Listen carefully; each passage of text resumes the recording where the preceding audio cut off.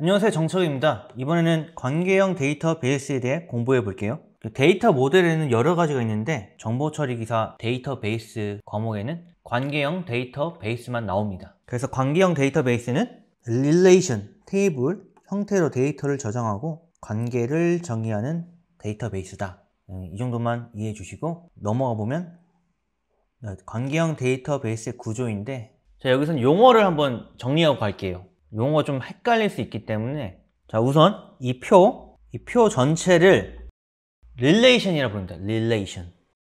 이 relation 자체는 개념적 용어예요. 우리 앞서 그 논리적 설계 단계가 있었죠. 이때는 relation이라 불러요. 이 표를 relation이라 부르고, 그리고 이제 물리적 설계 단계에서는 테이블이라고 부릅니다. 테이블. 어떤 단계냐에 따라 이제 부르는 용어가 다른 거예요. 옮겨보면 얘는 논리적 단계에서 릴레이션을 부르고, 얘는 테이블은 물리적 단계. 자, 물리적 단계란 말은 실제적으로 DBMS에 맞게 그 단계에서는 이제 릴레이션을 테이블이라 불러요. 릴레이션 다시 표를 보시면 이 세로 방향 있죠? 이걸 뭐로 부르냐? 속성. 어트리뷰트를 부르요. 어트리뷰트. 영어로 어트리뷰트. 그리고 테이블에서는 이 속성을 뭐라 부르냐면 컬럼이라고 부릅니다. 컬럼. 영어죠, 영어. 컬럼. 그래서 자, 이 표에서 가로 방향 릴레이션 뭐라 부르냐면 튜플을 부릅니다. 튜플. 그럼 이 테이블에서 뭐라 부르냐? 이 튜플을 로우, 로우나 행이라도 불러요. 행. 그럼 우리가 논리적, 물리적 단계를 얘기했는데 개념적 단계가 있었죠? 그럼 개념적 단계에선 이 릴레이션이 뭐였을까요? 개체겠죠, 개체. 엔터티.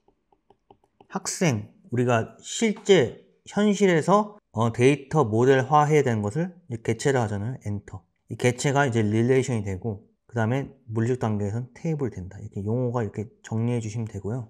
보시면 릴레이션은 이제 테이블명인데, 테이블 쓰는 용어인데 이렇게 구성된다. 이렇게 기억해 주시고, 여기서 왜 제가 왜 행과 열로 표현했냐면 기출에 이렇게 표현이 돼요. 그러니까 이게 출제 자료도 이게 헷갈려서 그런지 몰라도 사실 이게 실무에서도 릴레이션이나 뭐 테이블은 또 사람들은 다 비슷한 의미로 받아들이거든요. 구분을 잘 안 해요, 이거를. 그래서 이제 기출도 이 릴레이션 대해서 행과 뭐 열로 이렇게 표현한 경우가 있어요. 이건 제가 기출 문제 가져온 표현이기 때문에 제가 이제 오타가 아니고 그렇게 된다. 이 표현에 익숙해지시면 돼요. 네. 그 다음에 스키마가 있습니다. 스키마가 뭐냐면, 자, 앞서 우리가 스키마 배울 때는 전체적 구조와 제약 조건을 명세한 것이라 배웠잖아요. 릴레이션에서는 굳이 따지면 이 첫 번째 헤더, 머리글, 번, 이름, 전공, 학년, 이 속성들, 어트리뷰트를 합쳐서 스키마라고 합니다. 또한 이 밑에 보시면 제약사항이 있는데, 학년은 우리가 1, 2, 3, 4만 올 수 있잖아요. 그 9가 올 수 없다, 학년에는. 이런 게 제약이잖아요. 이것도 하나의 스키마예요. 이런 것들 다 통틀어서 스키마라고 합니다. 앞서 배웠던 내용을 한번 되새겨 보시면 의미가 와닿으실 거예요. 그리고 그 다음 튜플은 이거죠. 테이블에서는 이걸 행을 의미하고, 자, 일반적인 집합과 달리 중복이 허용될 수 있다. 말이 좀 어려워요. 이게 뭐냐면, 자, 우리가 이 이름에 대해서 한번 제가 예시를 들어볼게요. 이제 여기서 일반적 집합은 수학적인 집합을 의미해요. 그래서 집합의 경우 이런 이름 집합이 있다고 가정해 볼게요. 그럼 이때 집합의 경우 중복이 허용이 안 되잖아요. 여기서 이형이 두 명이 나왔으니까 중복이 안 된단 말이에요. 그래서 하나를 이렇게 없애줘야죠. 집합은 중복이 안 되니까. 그런데 이제 데이터베이스의 투플에서는 중복이 허용돼요. 자, 이 표를 다시 한번 보실게요. 자, 이게 우리가 대학교인데 우리가 동명이인이 존재할 수 있단 말이죠. 이렇게 이형에 대한 동명이인 한 명이 더 존재할 수 있어요. 그런데 이 사람은 전자과야. 2학년. 그러면 이게 중복이 된다는 거예요. 이 속성값이 중복이 허용이 된다는 거예요. 우리 이런 경우 많잖아요. 우리 학교에 뭐 나랑 비슷한 이름이 같은 친구가 있는 경우 흔하죠. 이런 중복은 데이터베이스에서 허용이 된다는 거예요. 그런데 여기서 이 둘은 사실 이름은 같은데 구분할 필요는 있어요. 내가 원하는 이영희는 경영학과인데 이영희를 조회했을 때 전자과인 이 학생이 선택될 수 있잖아요. 자, 그럴 때를 구별하기 위해서 우리가 식별자라는 걸 써줘요. 식별자. 안 보이려나? 우리가 그래서 식별자 써요. 식별자. 여기서 식별자는 뭐다? 학번.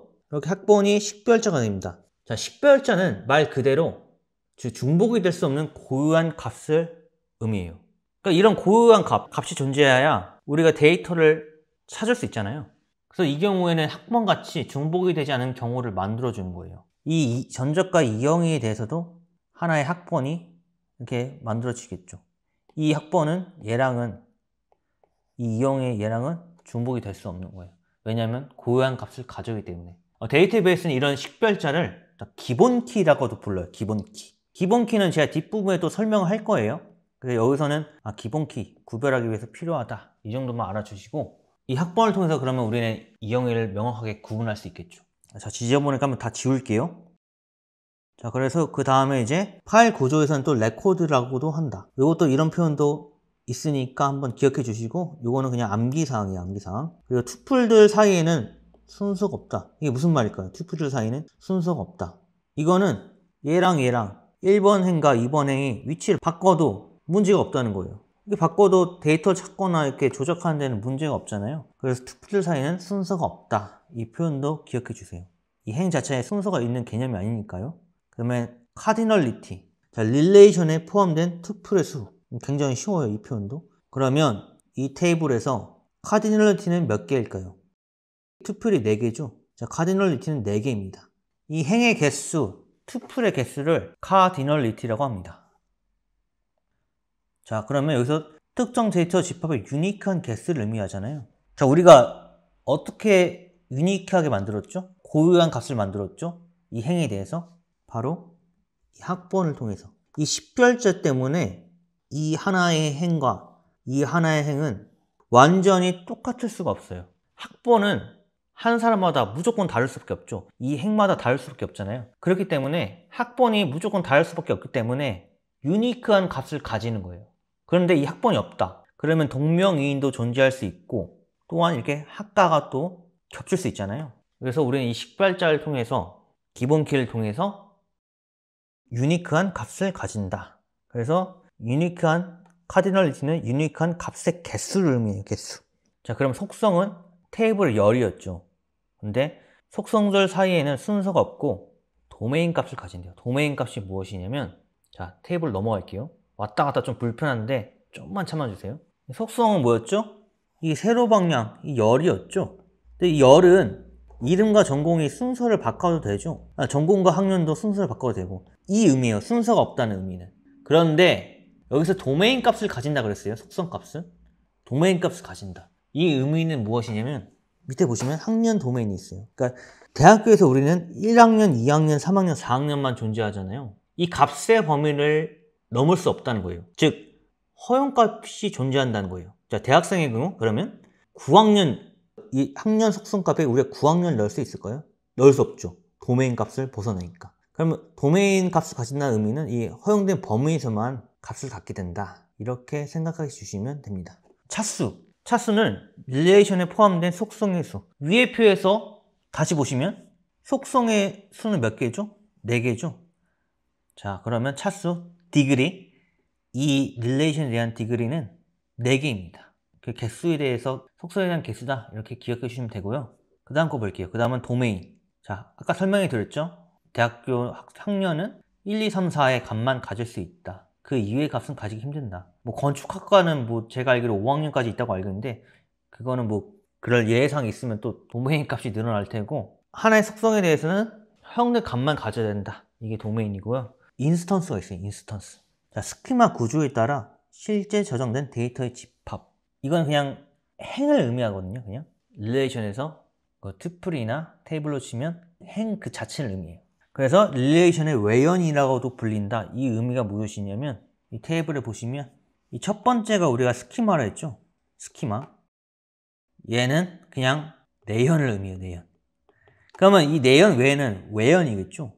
그럼 얘에 대해서는 나머지 것에 대해서는 외연이라고 부른다. 외연. 이렇게 표현한다. 그 뿐이에요. 그래서 인스턴스는 이 범위를 의미한다. 행을 의미한다. 이렇게 기억해 주시면 됩니다. 자, 기본키 나왔죠. 기본키. 자, 기본키 아까 제가 설명드렸는데 릴레이션 내에서 각 투플을 고유하게 식별할 수 있는 속성 또는 속성들의 집합. 위 내용에서는 학번이었죠. 학번을 통해서 우리는 명확하게 학생들을 구분할 수 있었고, 이 정도만 기억해 주시고요. 그럼 문제풀이를 한번 넘어가겠습니다. 다음은 데이터베이스 릴레이션 구성 요소에 대한 설명이다. 자, 앞서 나온 이론에 대한 내용이죠. 그럼 설명을 읽고 무엇에 해당하는지 용어를 작성하시오. 이 개념은 파일 구조에서 필드와 비슷하면 테이블에서 열을 의미한, 테이블에서 열을 의미한 건 뭐였죠 우리? 테이블에서 열은 릴레이션에서 뭐죠? 속성이죠. 어트리뷰트. 바로 정답 나왔죠. 핵심어만 우리가 알면 이런 문제는 바로 풀 수 있어요. 그리고 나머지 표현도 한 번씩 읽어보세요. 위에서 설명드렸으니까 이해하시는 데는 이제 어려움이 없으실 거예요. 자, 그럼 다음 문제 넘어갈게요. 이것도 단답 문제인데 첫 번째 보시면 테이블을 구성하는 각각의 행을 의미하며 파일 구조에서는 레코드라고도 부른다. 튜플이죠, 튜플. 튜플에 대한 내용이고, 자, 2번에 보시면 릴레이션의 외연이라고도 한다. 실제 저장된 데이터의 집합을 의미하며 릴레이션의 외연이라고도 한다. 이게 뭐였죠? 인스턴스라고 했죠. 그리고 3번에 보시면 자, 특정 데이터 집합의 유니크한 값의 개수, 튜플의 개수를 의미한다. 이건 뭐였죠? 튜플의 개수는 자, 카디널리티. 네, 카디널리티. 그래서 정답은 이렇게 있고, 위에 이론에 대한 내용을 암기만 하시면 충분히 쉽게 푸실 수 있는 문제입니다. 중요할 때 암기할 때는 우리가 핵심어를 파악해서 암기를 해야 되고, 그 핵심어를 빠르게 파악하기 위해서 제가 예시 들면서 설명을 또 드린 거고, 자, 그럼 다음 테이블에서 카디널리티와 디그리를 구하시오. 자, 카디널리티는 뭐였죠 우리가? 카디널리티. 영어로도 이렇게 나오기도 하거든요. 영어 표현도 알아두셔야 돼요. 자, 카디널리티는 우리가 튜플에서 했죠, 튜플. 자, 디그리는 뭐였죠? 차수. 차수는 뭐의 수? 속성의 수. 그러면 카디널리티 여기서 세보면 이 테이블 자체에 이 릴레이션에 대한 튜플의 수니까 행의 수를 세보면 하나, 둘, 셋, 넷, 다섯 개죠. 5개다. 그러면 속성에서 디그리는 하나, 둘, 셋, 넷, 4개죠. 4개. 정답 보시면 이렇게 4개. 그러면 오늘은 여기까지 강의를 마칠게요. 복습 꼭 해주시고요. 이 파트 이론 부분은 데이터베이스 이제 전체적 이론에 대한 흐름만 알아가시고 암기를 잘 해주셔야 풀 수 있습니다. 자, 그럼 이만 마치겠습니다.